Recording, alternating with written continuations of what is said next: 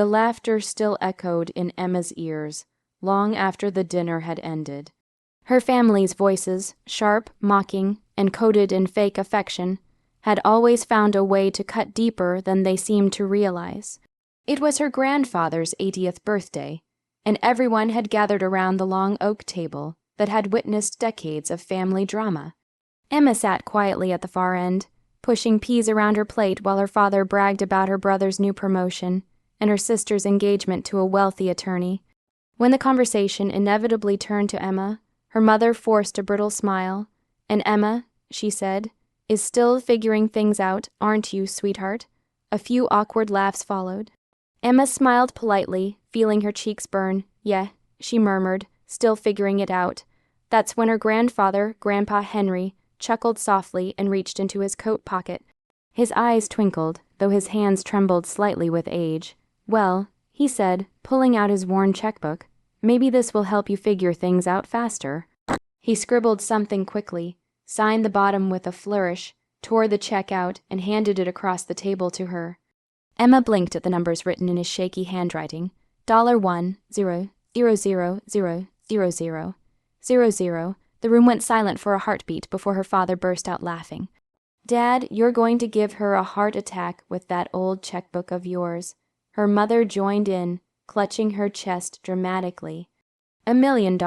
Oh, Henry, you always did have a sense of humor. Even her siblings laughed, clinking their wine glasses together as if it were part of the entertainment.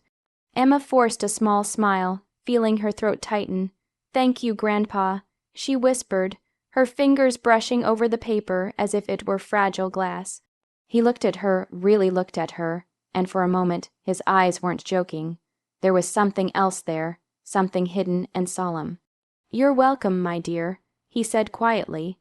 You hold on to that all right. The laughter resumed, and soon the room was filled again with toasts and jokes. But Emma couldn't shake that look in his eyes. Later that night, after everyone left, she sat on her bed staring at the check under her lamp's yellow glow.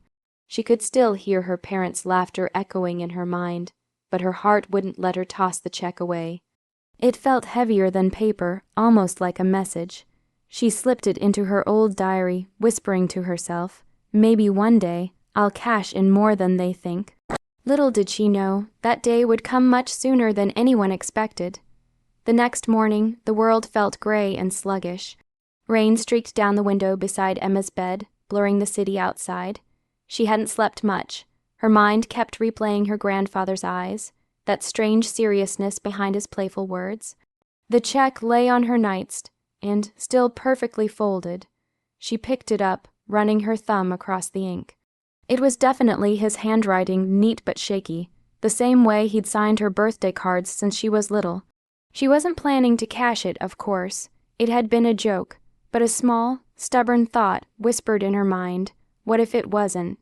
Emma laughed under her breath. Yeah, right, she muttered, slipping the check into her bag anyway before heading out to work. Her shift at the cafe dragged by.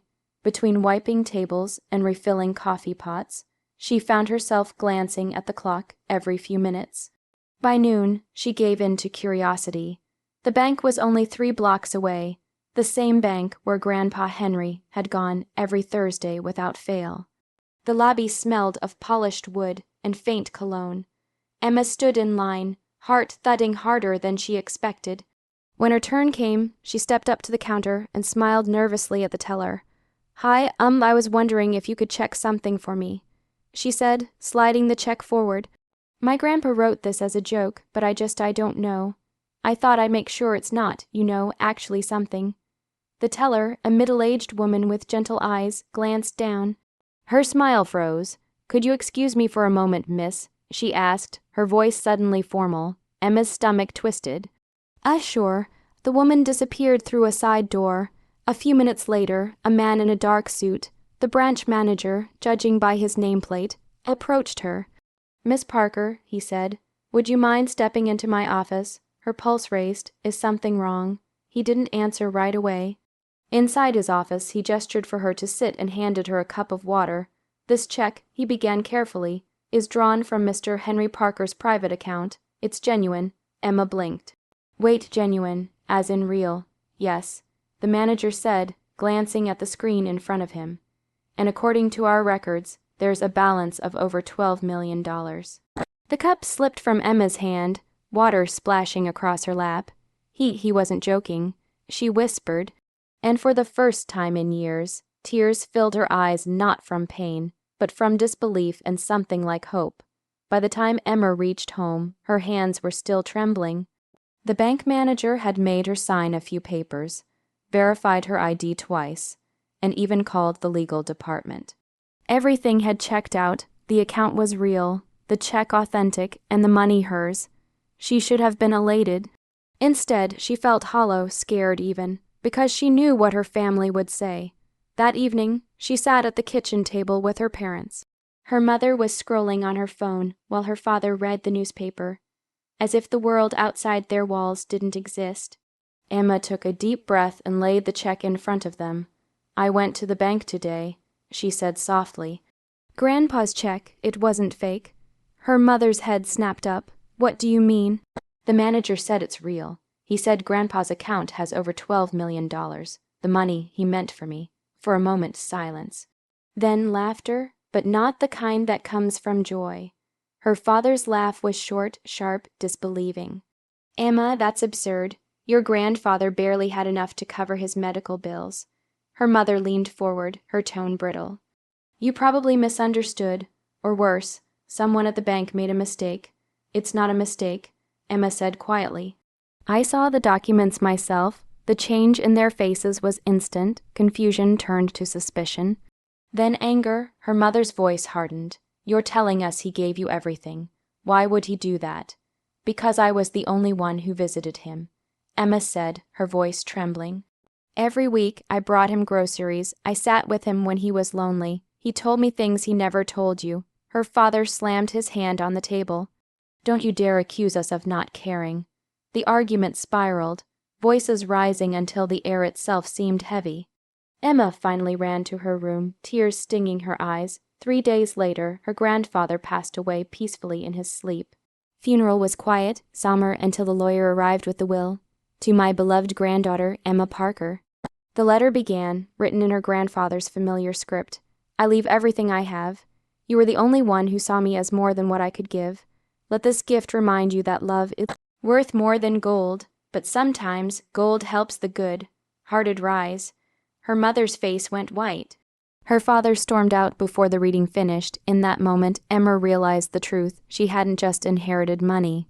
She had inherited every ounce of resentment her family had been hiding for years. And that was worth more pain than any fortune could buy. The weeks after the funeral were a blur of cold shoulders and whispered accusations. Emma's phone buzzed constantly with messages from relatives she hadn't heard from in years, all pretending to check on her. Yet every text ended the same way. "So what are you going to do with all that money?" Her parents didn't speak to her at all.